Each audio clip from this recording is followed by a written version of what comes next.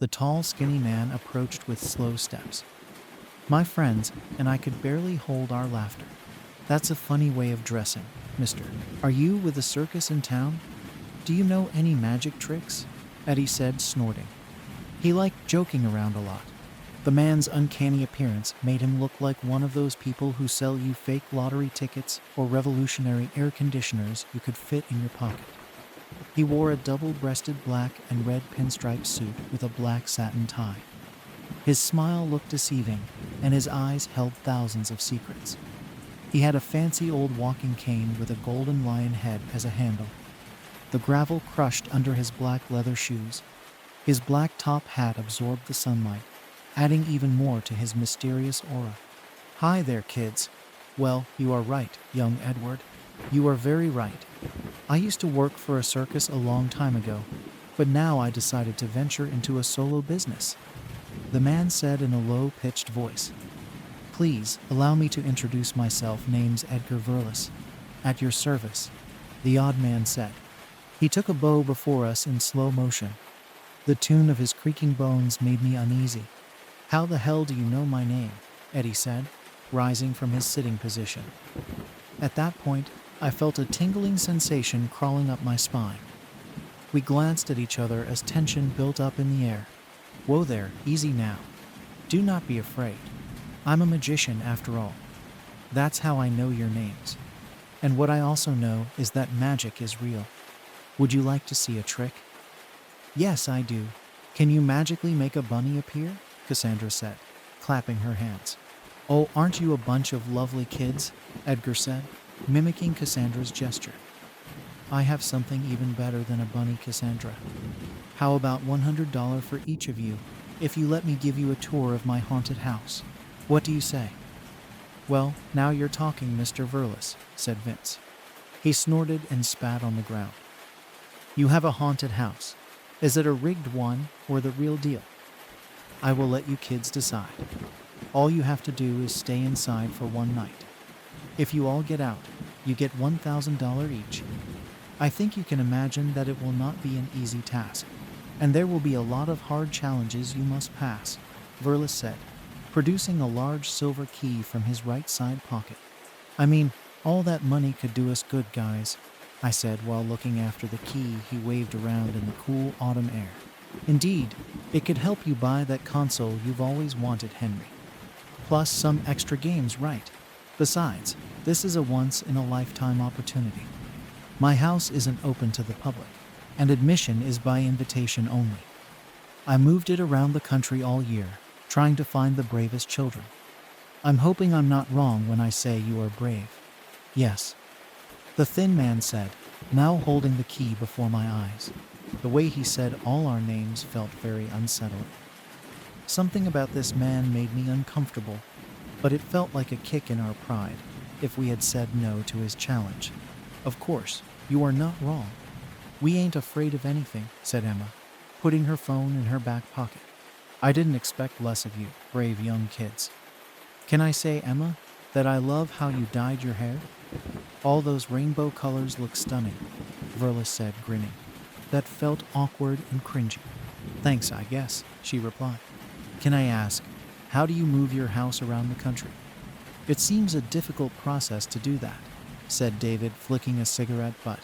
Stop littering, David, cried Emma, picking up the butt and handing it back to him. Sorry, I forget sometimes. Lucky me that you are the voice of reason, he replied, rolling his eyes ironically. Can we go home now? I don't like this guy. Screw his money. Come on, dude. It's going to be fun, Emma replied. David puffed, rolling his eyes again. To answer your question, David, the house floats around the country. I move it around using magic, and it can appear wherever I want it to. I call it the floating house. Its residents always like it when they see a new place, such as your beautiful little town, Verlis said. I swear this is the most awkward advertisement pitch, if I've ever heard one, said Eddie, irritated. You expect us to believe you? It smells like horseshit to me. And guess what? No matter how much gold you put on shit, it's still shit. Verlis said that he didn't expect us to believe him. He still handed us the $100 bills and told us to be at the clearing in the woods at midnight sharp. That's where the house will be. I'm sure you know there was nothing there until a few days ago. If you see the house, you will know I mean business. After all, you kids are brave and like challenges. It's all fun and games, and you get to win a lot of money, Verlis said as he handed me the key. He told me to take it and use it to open the front door.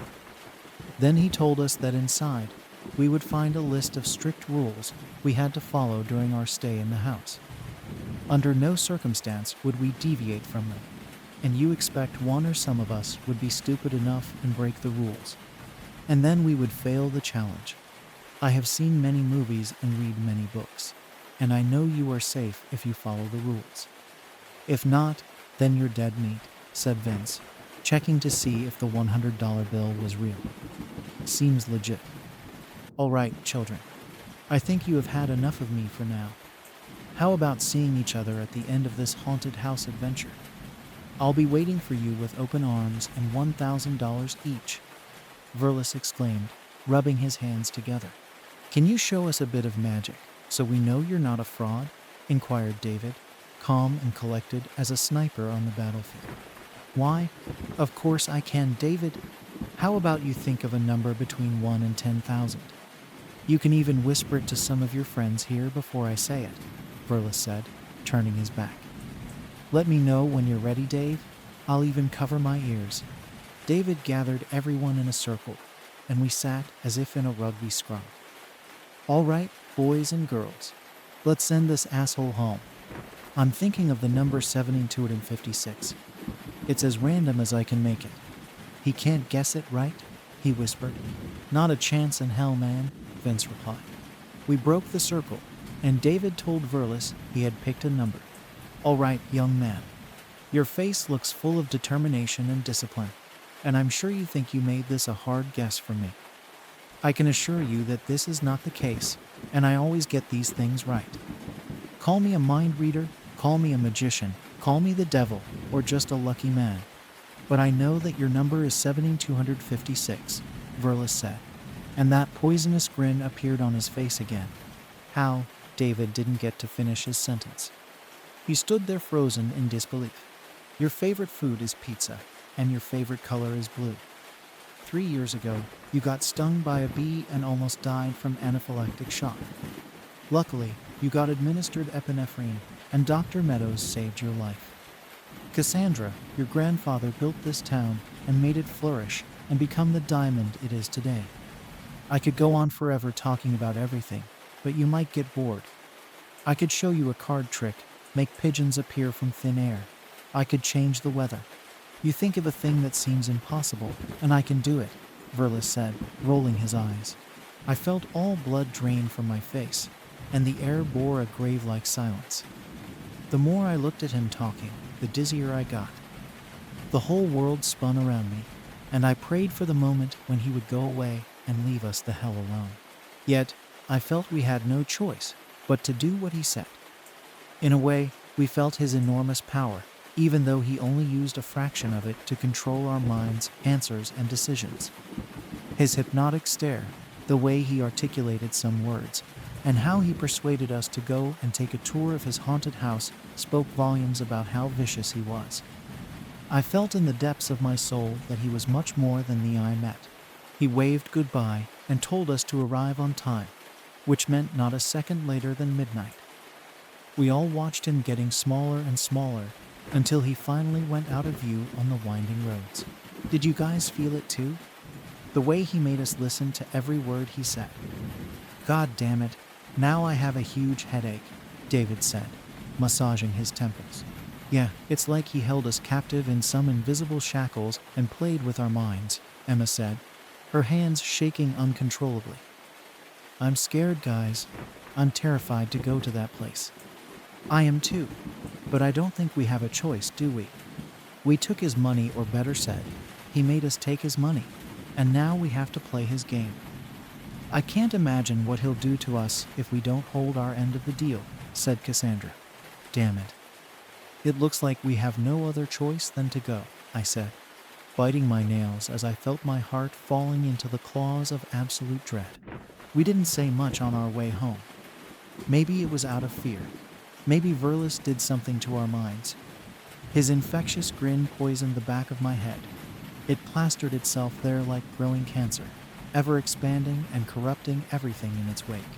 The hours passed, and midnight came closer. We all snuck out and met at the last street before the woods started. The silence of the night felt heavy on our shoulders. I didn't know what to expect when we got there. Knowing it was too late to back down, I told everyone not to fear anything and be brave.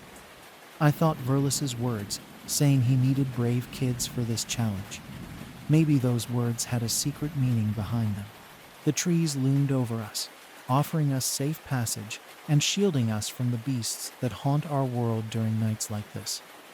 An owl hooted in the distance, and a swarm of crows cawed as they flew from the trees. Maybe they warned us it was not too late and we should go back. Damn it. We should have hired a TV crew to follow us around. This adventure has all the ingredients to become a series or movie. I mean, it's perfectly laid out in front of us, Vince said, checking his phone. We still have 20 minutes left and should see the clearing quickly. Well, there's a lot more until the adventure ends. It hasn't even begun, Vince. I'm curious about what the house looks like, Cassandra said, imitating a ghost. We all chuckled and continued walking through the night's deep, dark fastness. Greeted by a dense fog that smelled like petrichor and sweet rose jam, we set eyes on Verlis's old and diseased house. The house, old and creaky, stood approximately 2 feet above the ground, floating as if controlled by an invisible evil force. It creaked from all its joints, nooks, and crannies, the windows dimly illuminated by sick yellow lights. They seemed to grow in intensity as we approached the ancient wooden building. It swayed to and fro as gently as a feather carried away by gusts of wind. We felt its magnificent force, our hearts getting heavier by the minute.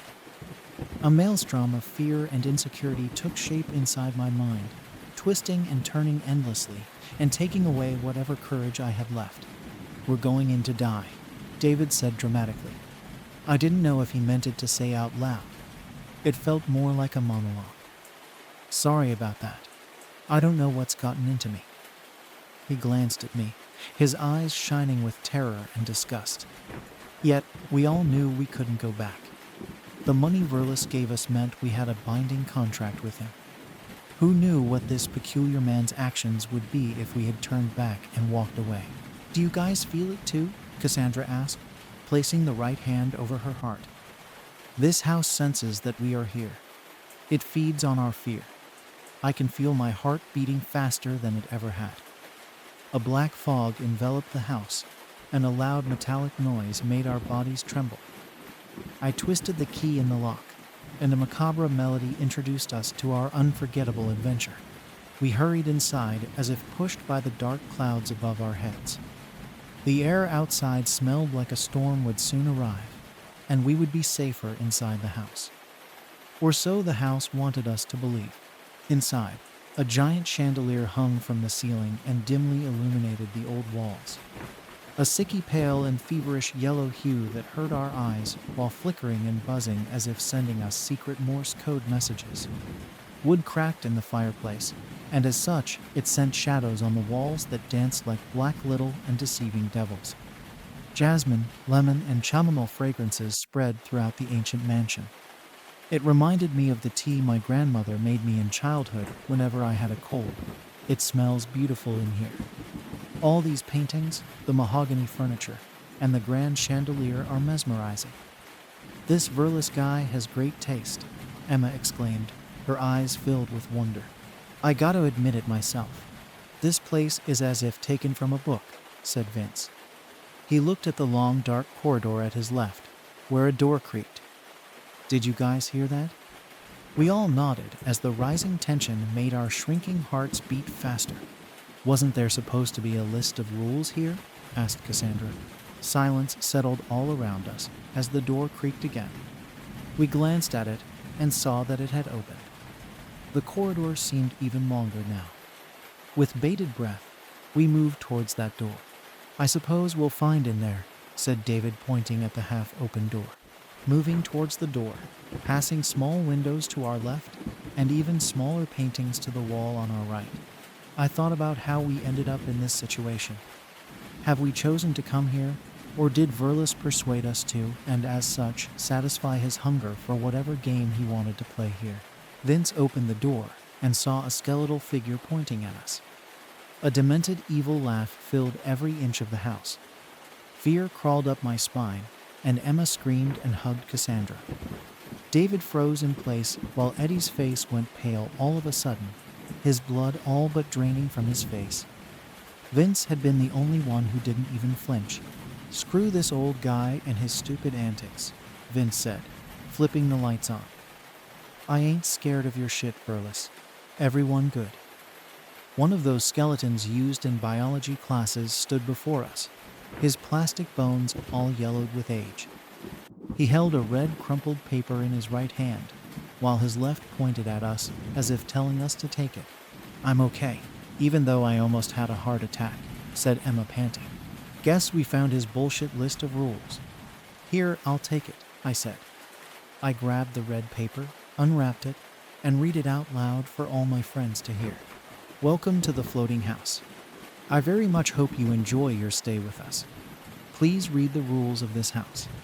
If you follow them accordingly, you will get to the end of your adventure safe and sound. Even better, you'll each win $1,000.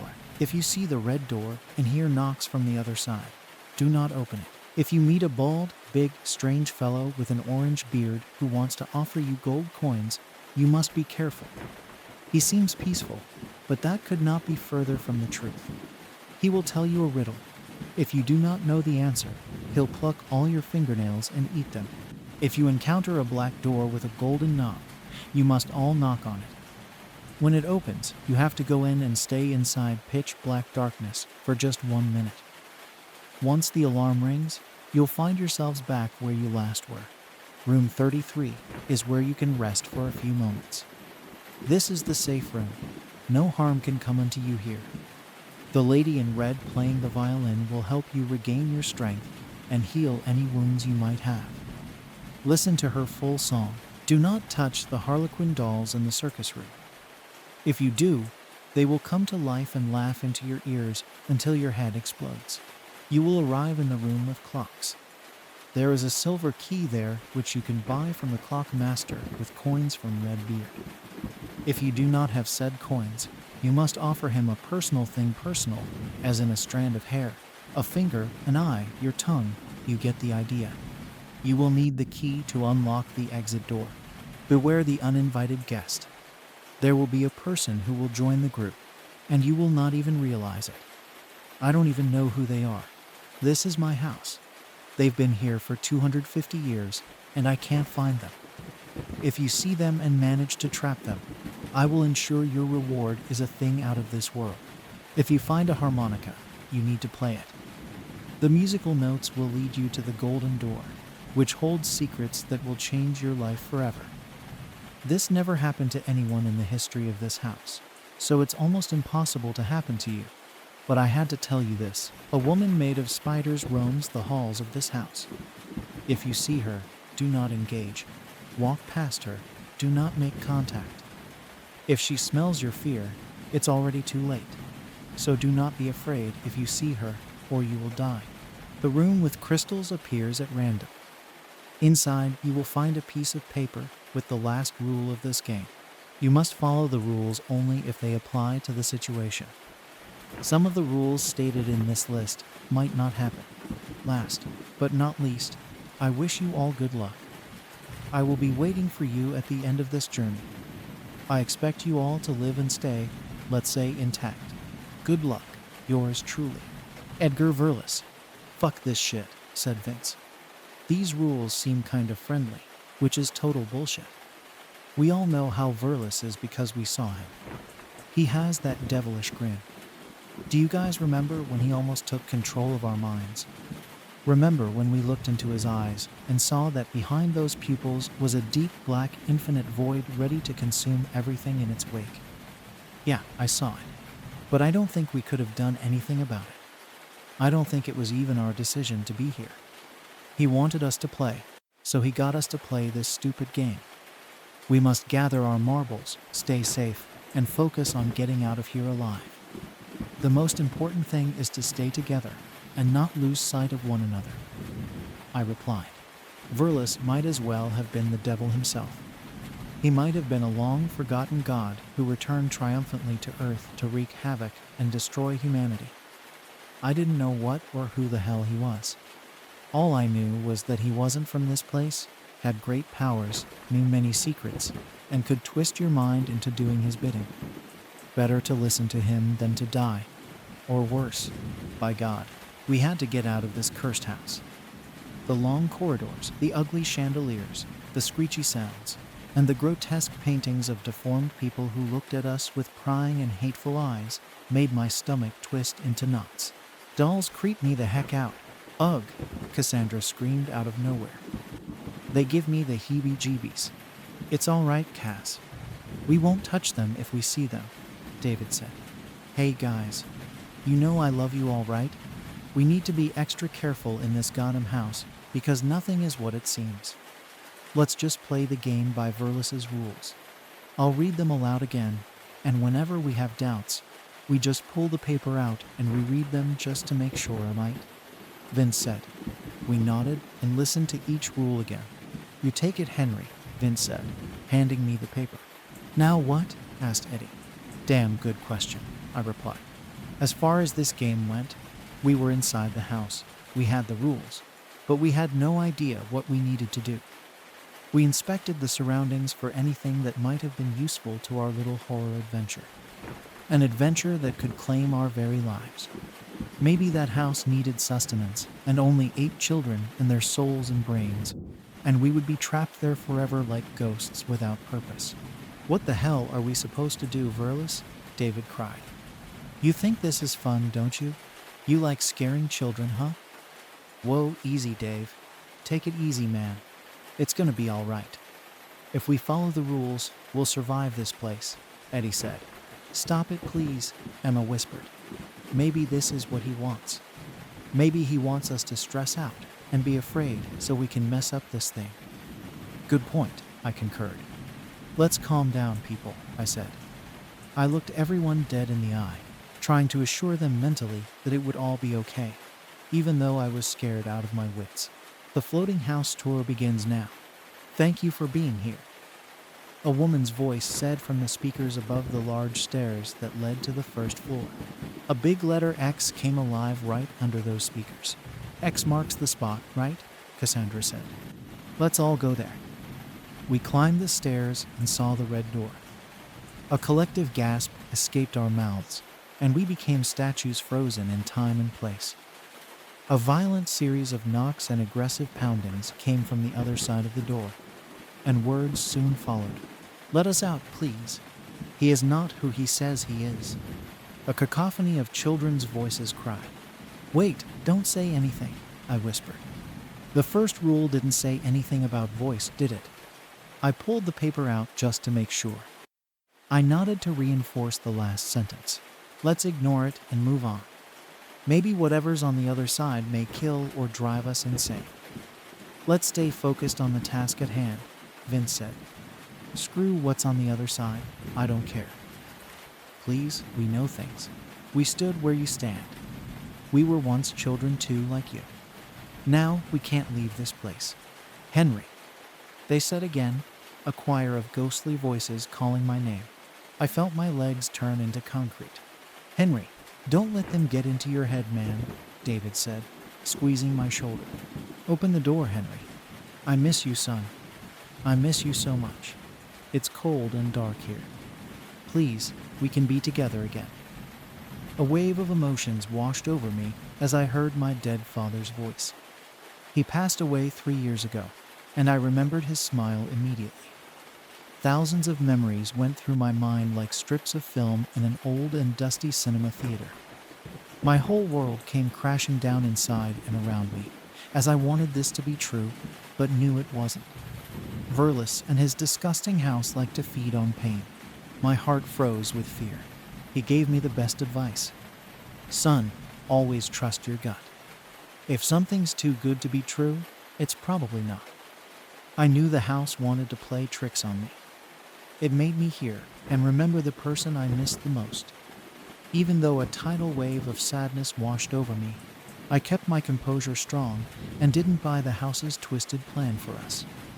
I sighed and swallowed the bitter sorrow I felt at that moment. The only sure thing was that my dad had been gone for a few years, buried 6 feet under, and probably only bones now. I wiped the tears from my face and didn't say a word. I passed the door and motioned everyone to follow me. When I looked back, the door had vanished. Sorry, guys. I need a minute or two. This felt so real. Got him, Verlis. He likes to feed on our sadness and fear, huh? I sighed. We need to get out of here fast. I sat on the floor and thought about the whole situation for a moment. Why us? Why did he target us? Had he felt a strong connection between all of us? Doesn't he like true friendship? Did he want us to toward against each other? I kept staring down the long corridor of the first floor. It seemed to be infinite, stretching into nothingness. The silence that surrounded us was grave-like. It was as if tiny, evil monsters lurked in the shadows or behind furniture, waiting to see what plan we had devised, or if we'd go completely and utterly insane. On the left side of the door, a light bulb came to life.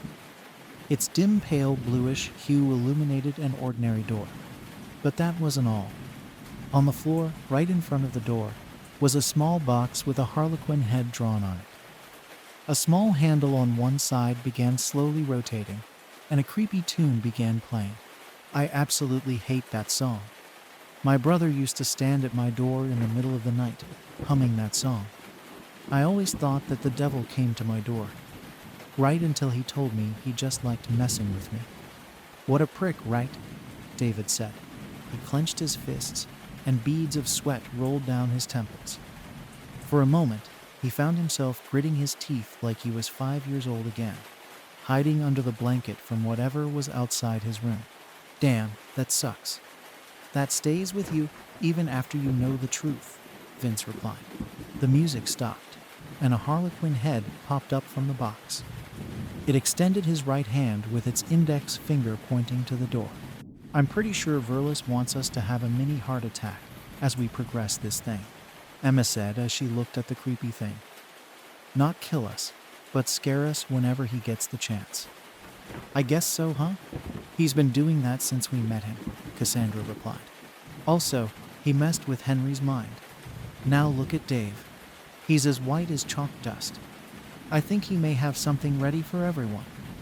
We must remind ourselves that whenever something here personally targets us, it's not personal. It's just something Verlis is doing to feed his twisted sense of humor, or maybe to feed on our fear, Vince said, followed by everyone nodding their heads. The door opened as the jack-in-the-box caught on fire and exploded into fireworks. Colors floated in the air like fireflies. They seemed to have no direction until letters took form saying enter. A large room filled with porcelain dolls, plushies, life-sized clown puppets, and harlequins greeted us. They all looked at us like we were intruders. At the other end of the room, there was another door with a neon exit sign above. What's the rule saying, boss? Vince said. Rule number 5. Do not touch the harlequin dolls in the circus room. If you do, they will come to life and laugh into your ears until your head explodes. Right, so screw the harlequins.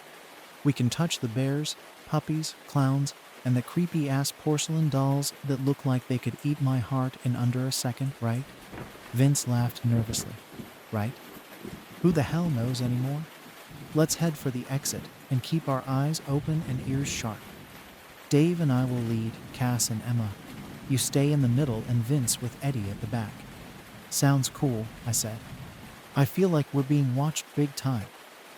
Emotions were high, and fear was the same. But we all looked at each other and nodded in approval. Steady, let's roll. Slowly, Vince said. A slow creaking sound behind us. What the hell was that? Eddie said. Cassandra was the first to turn around and see a 3-foot-tall mechanical harlequin staying right behind us. The hell is that? Vince asked. A harlequin? Cassandra replied. Not the time, Cass, I replied. Like the door. That thing came out of nowhere with a huge grin plastered on its face and big eyes that rotated to and fro. I'm starting to feel dizzy, David said. That thing is staring right at me. Run for the exit. Now, Vince exclaimed. Don't look back. Go. All around us, the doll's gaze fixated on us. An ungodly number of harlequins popped out of nowhere. The one behind us began walking like a robot, trying to catch all or just one of us. For half a second, I glanced back. Afraid the thing might hypnotize me, I only saw its open mouth with 2 sets of long, sharp teeth. It squinted its eyes in anger, seemingly hungry and unwilling to waste one more second. All the harlequins came to life, and some even had lights in their eyes.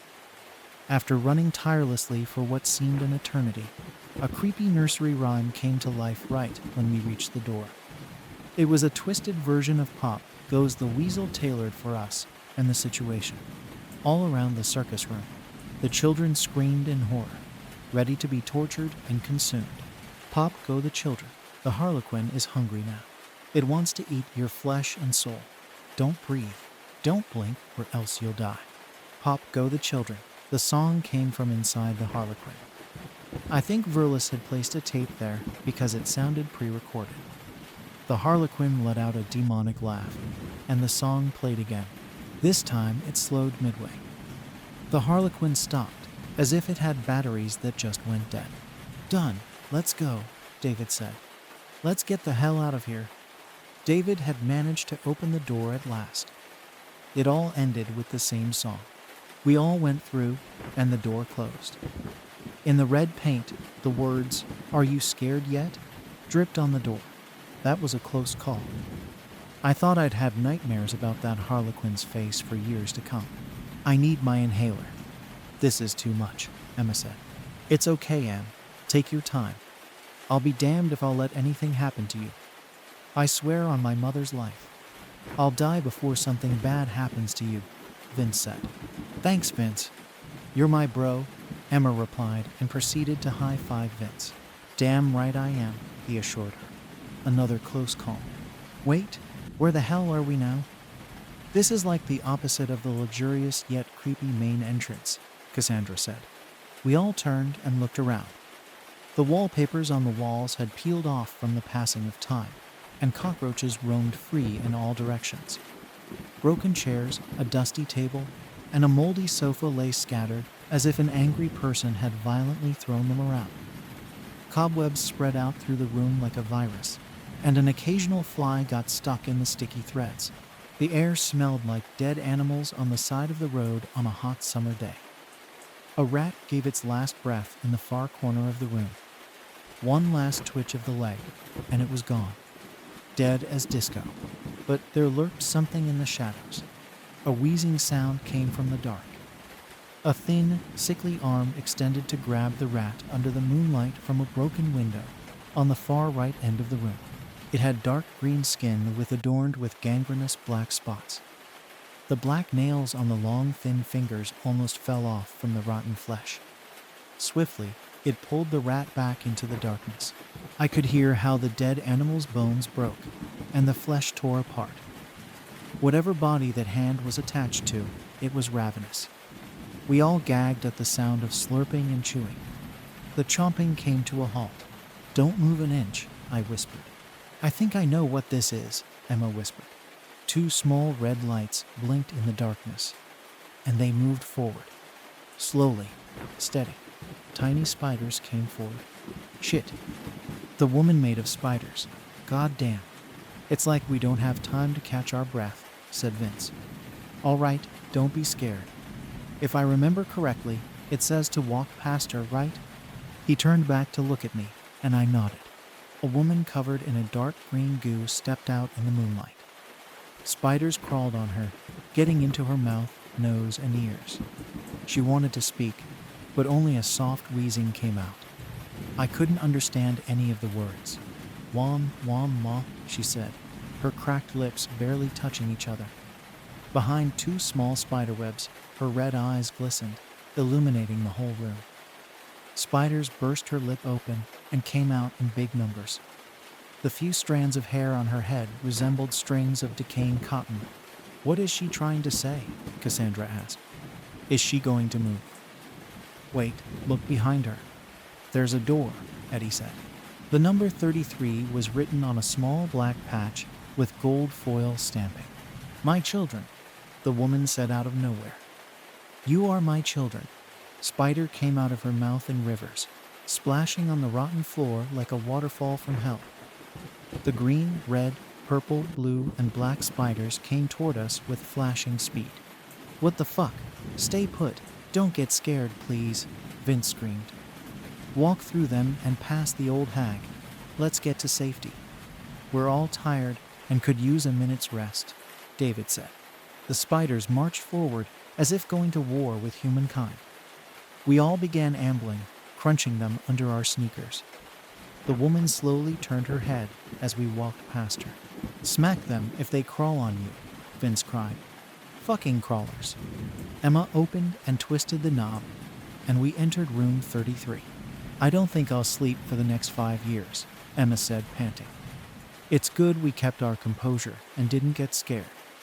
Or maybe we were scared but didn't show it." "Are you kidding me? I was scared shitless, but I knew I'd be dead meat if that old hag sensed it," Vince said, panting. He lay down for a bit. The light in the room flicked open. A small theater-like stage with red velvet curtains now appeared in front of us. 6 red velvet chairs with our names sewn with white thread stood before the stage. "Please, have a seat on the designated chairs. The private concert of our Romanian violin prodigy Ilinca Aaron will commence shortly. Please turn off your mobile devices and enjoy this rare show," a woman's voice said from the 2 speakers above the stage. We all sat down and turned off our phones as instructed. A gong sound made the room tremble. A few moments of silence followed. A thin man appeared and pulled the curtains to reveal the stage.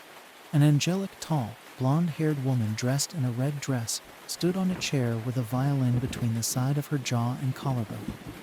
Tears rolled down our faces the moment she began playing. It was the most beautiful tune I had ever heard. She cried too, rivers of tears slowly rolling down her cheeks and landing on the violin. She wore high-heel shoes that shined as if made from crystal and diamonds. Rainbow colors illuminated the room. It was as if the instrument fed on her tears to play that song. My heart beat faster, and I saw my friends couldn't move either. The violin song mesmerized us. Hypnotic in her playing, Ilinca Aaron cried until her tears turned red. Blood now came from her eyes, and it dripped on the violin. This felt wrong. Verlis used her for his own devices, to once again satisfy his immense hunger by hurting people, by making them feel sad.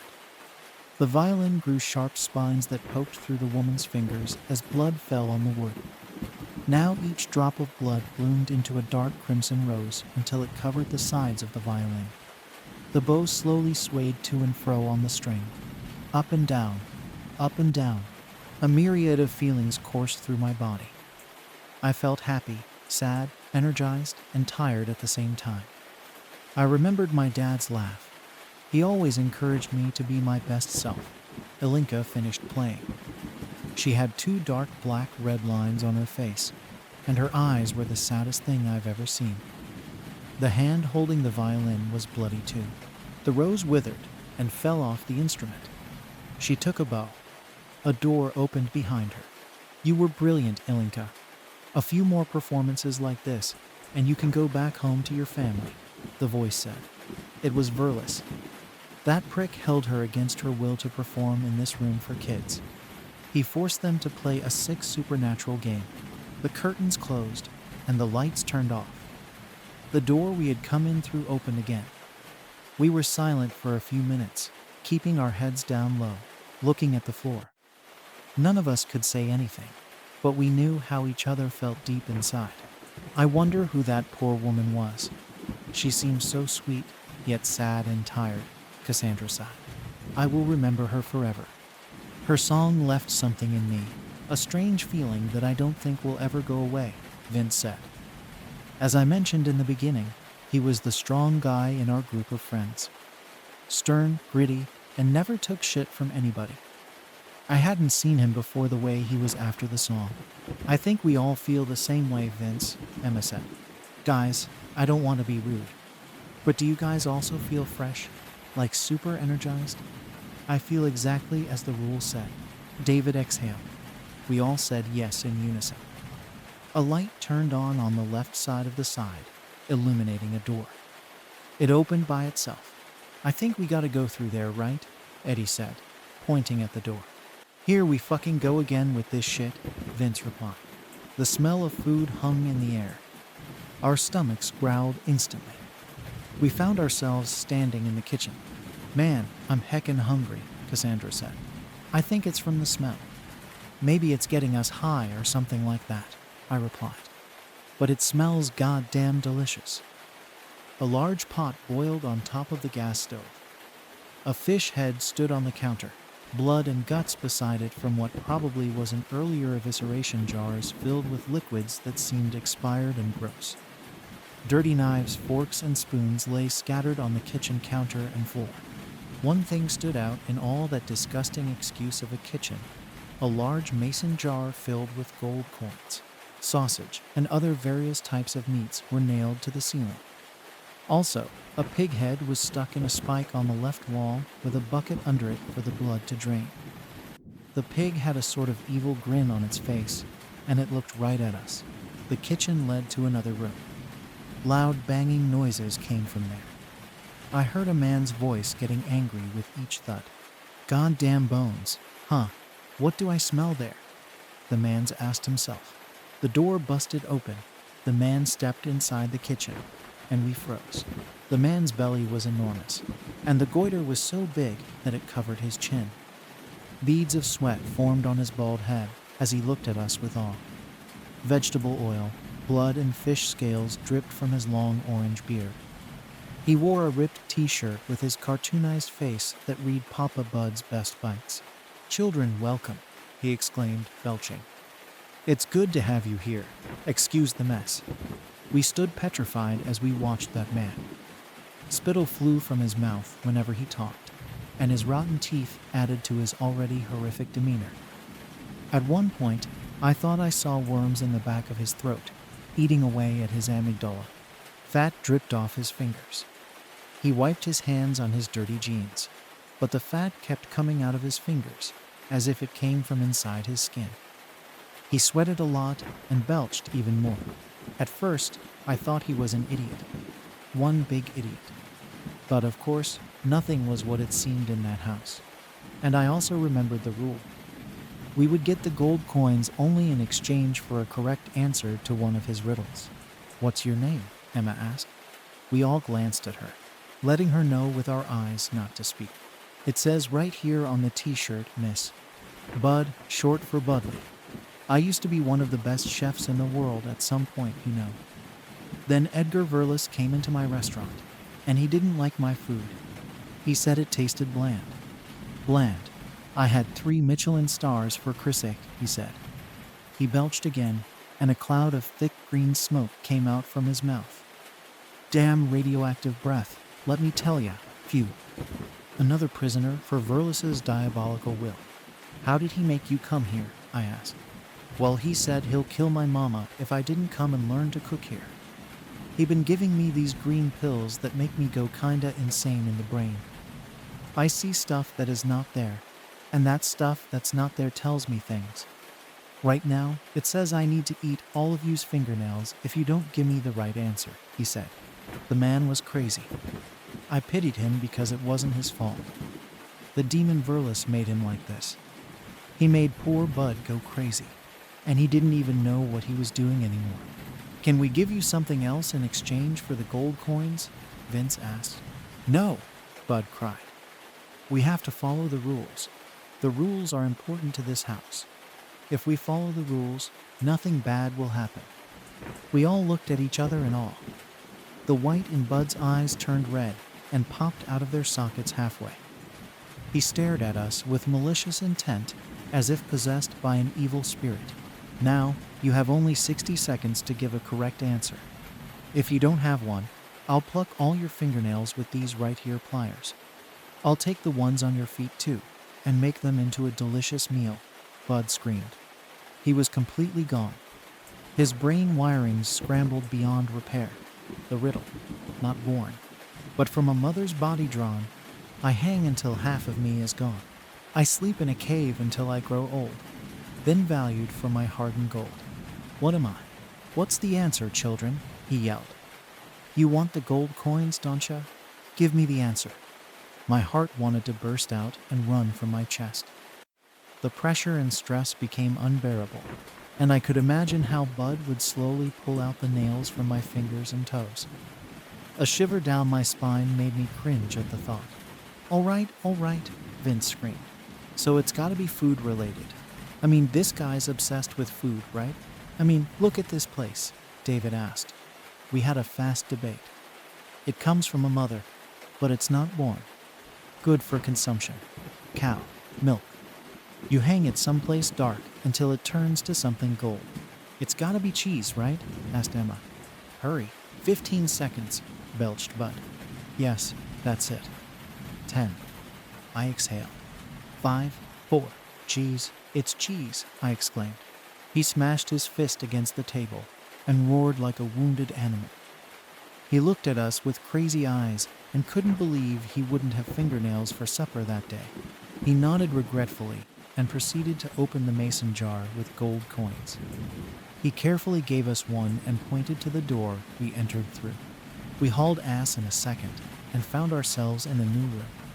Clocks ticked all around us. Both old and new clocks covered the walls, all showing different times. On the ceiling was a large clock with our faces drawn inside it. Hey, they missed my face on that thing.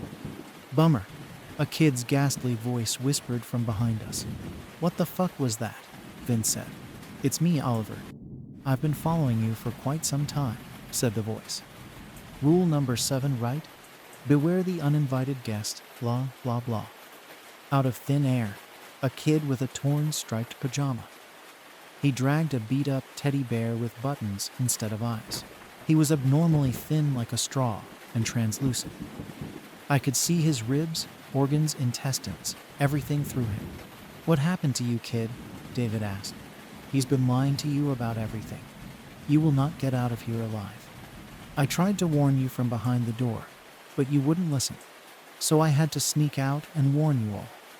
I told you I was once like you. He promised me and my friends money if we finished the challenge. We did finish, and we got the key from the clock master. Then we went into the room with crystals, where we were supposed to find the last rule of the game. The last rule said that one of my friends should stay here and the rest could go home. The alternative was that all of us would have died, he said. Guess who stayed behind? How do we know you're one of Verlis's tricks? Cassandra asked. You don't.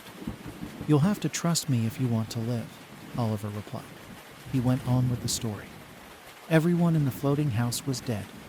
Some didn't even know it. Oliver knew it, but he said he could leave this place until someone burned it to the ground.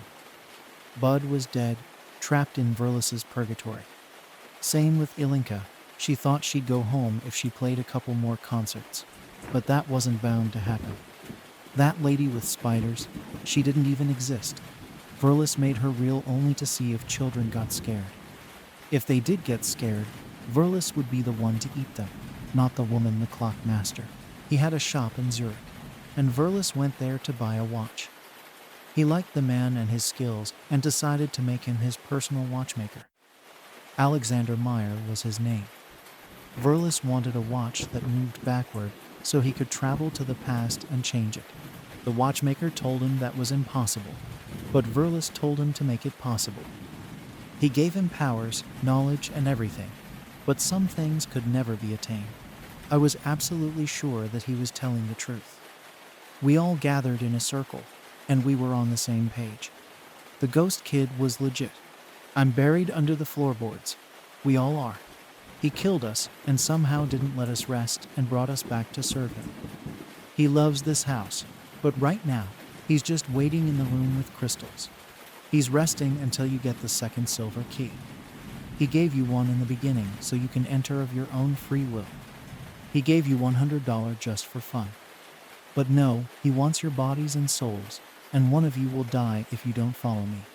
Or you'll all die, he sighed. He told us he's been in this house for 250 years, and all the children who came after never listened. Verlis killed them all, not many though, and discarded their bodies in the mountains, woods, rivers, deserts, places they would never be found. Oliver was all alone because Verlis wanted him to be and feel alone with no one to talk to. I'm so sorry, Oliver, Cassandra said. We believe you. Show us the way, and we'll help. Okay, so he likes to burn the kids' bodies after they're dead. He likes the smell of burning flesh. He is that sick. I watched him countless times. He takes great pleasure in that. He likes hurting children, Oliver said. He told us that Verlis kept cans of gasoline in a tiny closet. He knew where it was and knew about a secret exit he protected so that if anyone would ever listen to him, he could guide them to safety. Will it kill Verlis? Asked Eddie. That monster needs to die, so this wouldn't happen ever again. I sure hope so, said Oliver. Let's set this place of evil ablaze. We left the room with clocks and walked a long corridor where the cold wind howled and the air smelled like death. We entered the room where there were a few canisters of gasoline. Matchboxes stood on a shelf. Think you can carry one each? Oliver asked. Damn right we can, replied Vince. I'll carry 2 even. Dave, you take 2 as well.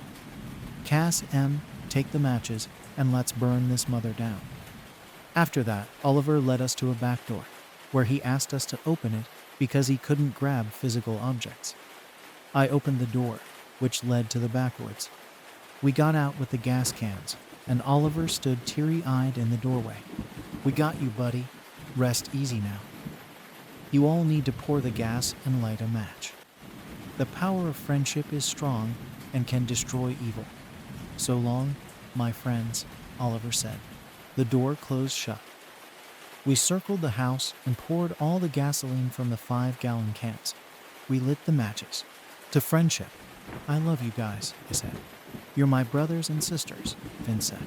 Love y'all, David said. Love you lots, Emma said.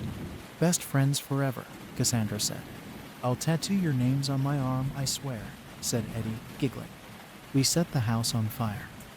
Screams came from inside, high-pitched wails and house, as if whatever possessed it died in agony. I could hear a familiar voice, tormented as the house turned to ashes. I will return someday. I am immortal. I will find you again. Mark my words. I thought I saw a flame shaped like Verlis's face. He glanced at me before the wind swept it away. After the flames ended, it seemed like nothing had happened there. The ghost house was no more, and the ground was just as before. We looked at the stars. Some blinked as if saying hello and sending thanks. Maybe they went to the stars and beyond and wanted to let us know everything was all right. I hope Oliver, Ilinka, Bud, and Alexander will all be able to rest. And I also hope Verlis rots in hell.